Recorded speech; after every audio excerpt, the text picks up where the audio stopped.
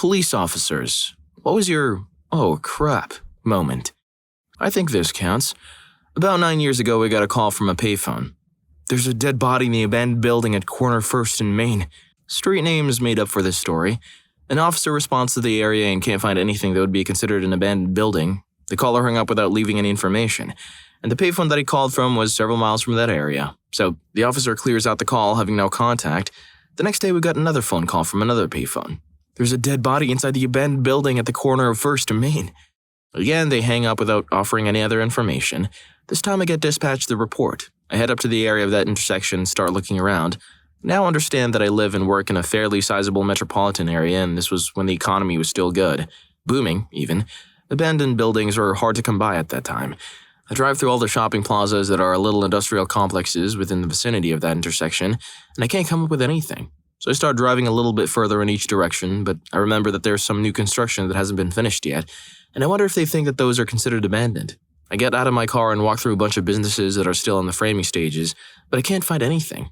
As I leave the area, I'm now more than a mile from the original call location.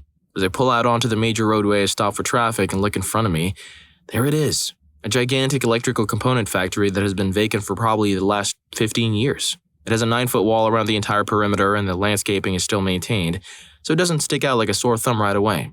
That, added to the fact that I'm pretty far away from where the caller said it should be, but then again, it's abandoned. It's definitely abandoned and has been for a very long time, so I call for another unit to back me up and we go check it out. We use a drainage pipe to climb up and over the 9-foot wall to get inside the perimeter. We start walking through the building, checking every single door. When I say this place is big, I mean it's freaking huge. It's over 100,000 square foot. It's like an old abandoned Motorola or Freescale or Intel type building. It has gigantic coolers on the outside, pipes running all over which way, ductwork running down the sides of the building, loading docks, and a basement. Every door we come across is locked and secured. We continue walking around looking for anything out of place. As I get about 3/4 of the way around the building, pull on a door and it flings open. I called my backup, who comes over to me. We knock, announce, and enter the building. As we step into a hallway that leads about 100 yards down with doors on either side, the door we just stepped into closes, and it's black, pitch black. I can't see my freaking nose and my face black. We start moving through the building, trying to clear each room the best of the two of us can, but this place is absolutely gigantic, and each room is connected with what seems like 4 other rooms.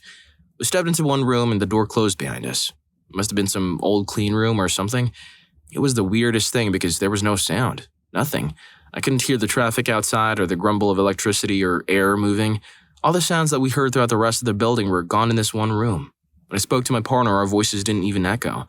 It must have had some kind of sound-canceling insulation or something, but it freaked me the heck out. The floor had random 12-inch holes in it that led down to a basement that was flooded by over 6 feet of water. Wires, ceiling panels, and wire jacketing were hanging from the ceiling. There was broken glass, broken pieces of metal and brick, holes in the drywall, and abandoned equipment all over. I clearly remember thinking to myself that if there ever was a time that I would be attacked by zombie dogs, this would be it. And the entire time we're trying to find a dead body, as though this wasn't freaky enough I'm actively looking for a dead guy. We end up moving through the building, clearing it as best we can until we get to what was definitely the industrial part of the building. Gigantic boilers, evaporative coolers, and components that run the building. Oh, and spiders. A ton of spiders. We stepped into a room and found that it was a dead end. We've reached the end of the building and we don't have any further to go. The room is about 20 by 30 feet. It contains 5 very large electrical cabinets. They're about 8 feet tall and each about 4 feet wide, sitting next to each other. They look exactly how I would design the lab of an evil genius if I had to make a sci-fi movie. The entire thing was covered in dials, levers, and red and green buttons, but only the panel in the middle was still illuminated. It had one steady glowing red light on it, the first and only light I saw in that entire building. My partner calls out to me. "You got anything?" I replied, "No, nothing here. Looks like this was a gigantic waste of time. Just let me take a look behind these cabinets and it'll be good to head back to our cars." The panels of about 18 to 24 inches of room on each and between them and the wall behind them. I walk over to the left side and peek my head around. And bam, there he is, on the ground, pinned between the wall and the cabinet. He's on his back, arms in front of his chest like a T-Rex, and he has some injuries. And I nearly shot him, not gonna lie. He scared the living crap out of me. Even though I spent the last hour actively looking for him, I still wasn't completely ready for it. So I skip ahead to calling detectives, etc. At the time, stripping copper was fairly new, at least to our area. I didn't recognize what the wire jacketing meant, as I hadn't seen it before. These two knuckleheads are breaking into this abandoned factory for God knows how long and systematically stripping every piece of metal out of it, and they made it all the way to the very last room, the only room that still has power running to it. See, the middle panel, you control the fire suppression system for the building, and the owner's insurance policy required that it remained on active. When these guys opened up the panels, they must have thought they hit the mother lode. Each one contained an 1.5-inch copper cable. Now, an 1.5-inch copper cable is worth quite a bit of money, but it also conducts quite a bit of electricity. They cut through the first one successfully, leaving the sharp ends exposed inside the cabinet. But when this poor sap started cutting into the second one, he got the ride of his lifetime. Not only did he electrocute himself, but the current coursing through his arms pulled him into the cabinet, stabbing one of the exposed ends of the previous cable into his chest. This ends the copper thief. Not gonna lie, I did think this was gonna turn into a no-sleep story. Props for technique. I was on the edge of my seat. Story 2. This happened August of last year. It was about 1 to 2 in the morning when a 911 hang-up call came in where all that was heard was screaming and swearing. I was the closest unit, riding along as my partner had been volunteering for another assignment that set of days, so when I got out into the area, I was initially waiting for backup. However, as I was walking up to the house, I heard several voices screaming. Rushing up to the house, the first thing I noticed was red. Everywhere. The floor, the walls, the door, all covered to shoulder height. A distraught woman screamed and pointed me towards the living room. Once I get into the living room, I see a male and female on a couch, both covered in red. The male had a massive laceration on his right forearm, and the female had taken a belt and snake-wrapped it around his arm. Seeing how the belt was applied, I knew it wasn't doing anything to stop the flow, so I pulled out my tourniquet and as I prepped it, said to the guy, "This is gonna hurt like hell, but it'll help stop it." I applied the tourniquet just above the top of his bicep and knew it was on properly when he told me his hand had started to go numb. It was at that point I noticed a second deep gash on his tricep. It took EMS about 15 minutes to get to the house, and the paramedic made it abundantly clear that had I not applied the tourniquet, the male would have bled out long before they were able to get there. At the end, it turns out the guy had come home buzzed and forgot his keys, climbed up to a second-story window, and punched his way into the house with nearly deadly results. Story 3. Just checked into my shift. As I turned my patrol car on, my radio was in mid-broadcast about an accident just outside the city I worked in. I voluntarily checked en route to help out the best I could. While heading there, I was informed that it was actually closer to the next city over, but that I would still be the first one there. I was then told it was a head-on collision. I arrived on scene about a minute later. It was in fact a head-on collision. 5 people from one vehicle were not wearing seatbelts. All 5 were fatally injured beyond any measure. There was nothing I could do. A doctor showed up on scene shortly after me. Nothing he could do. They were students at our elementary school. I knew them because I routinely go to that school just to see the little kids and give them junior police stickers, take pictures with them and let them play with my gadgets and police car. I went to the memorial service that the school put on for the girls to pay my respects. Their father was there and didn't know who I was or that I was the first one there or what I saw. He was talking to another father, clearly in between denial and anger phases, about how he wished he knew what officer he was on scene so he could end him for not doing anything, and why he didn't do anything and blaming me for their deaths. That was really hard to hear. I wish I was a superhero and could have used magic powers to save those poor children. I'm sorry, little ones. You deserve to live your lives. I've actually gone and seen a professional regarding it. That has helped a lot. Unfortunately, it is just something that will be with me forever. I'm doing pretty well overall and recently welcomed my first child into the world. Experiencing what I did makes me just love and appreciate every day I have with him even more. Grief makes people say and think messed up things. Don't blame yourself and don't take it personally. Give the father some time to grieve before you reach out to him, if you decide to. Above all, remember, it wasn't your fault. And deep emotions aside, since you're already halfway through the video, don't forget to hit the like button and subscribe to my channel. Story 4. Got a call for an emotionally disturbed person.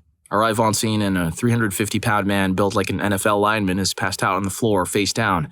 His wife says he suffers from PTSD from the first Iraq War and that he was an Army Ranger. He had been drinking heavily. His son is on scene and is about 16 years old. The man begins to wake up and proceeds to hurt himself, repeatedly. We called for an ambulance. A small pool of red begins to form on the floor. The wife grabs a rag and goes to wipe it up when this guy's head jerks up real quick, his face contorted in rage. He grabs the wife and throws her clear across the room onto the couch. We immediately jump on him, but he's preternaturally strong. There are 4 of us, and we are each fighting one limb. The kid jumps in and helps us get 2 sets of cuffs on him because one set was not wide enough to connect his wrists behind his back. I ride in the ambulance to the hospital with him while he glares at me angrily, reciting his military registration number and telling me I won't get any information out of him and that I'm a towelhead. I don't remotely look like I'm from the region. The entire ride, I hope that he doesn't break out of the cuffs. If I'm being honest, I'm not sure we would have gained control of him if the kid hadn't helped. Story 5. Not a cop here. This is more a story of how I unintentionally gave a cop an oh crap moment. I had a night job managing a liquor store in a very bad neighborhood. It was a one-room affair with me behind a desk with a cash register just inside the store's entrance. I'd only had the job for about a month when a friend dropped by. After a bit, he asked me if the store owners had provided me with any kind of protection given what a nasty neighborhood it was. I told him, just this old double-barreled shotgun that's kept under their counter here, but it's empty. With that, I reached down and picked up a shotgun to show him. Unbeknownst to me, 2 armed robberies had just gone down in a fast food restaurant and another business close by within a couple of blocks, and the police were responding to the calls in full force. I heard the sirens, but didn't think much of it because sirens were pretty common in that part of town. A police car swerved into the parking lot in front of the store, and the officer jumped out of his car and dashed in to check if the robbers weren't hitting my store too. The cop burst through the front door of the store seconds after I picked up the shotgun to show my friend. Him coming through the door as fast as he did startled me, and without thinking, I turned toward him with a shotgun in my hands, and it was inadvertently pointed at him. His gun was holstered, and I had the drop on him. At that moment, he didn't know if I was the perp who'd just robbed the other stores or what. His face went paper white. Both of our minds are blown at the exact same time. I quickly laid the gun down and let him know there was no harm intended, but I'm pretty sure he's never forgotten that particular oh crap moment, and neither have I. I'm curious as to what the conversation was like after that. Story 6. I don't know if I'd call it an oh crap moment, but it stands out. Call of a burglary in progress. It was late, about 4:30 to 5 a.m., and we got off at 6:30, so nobody really wanted to go to this.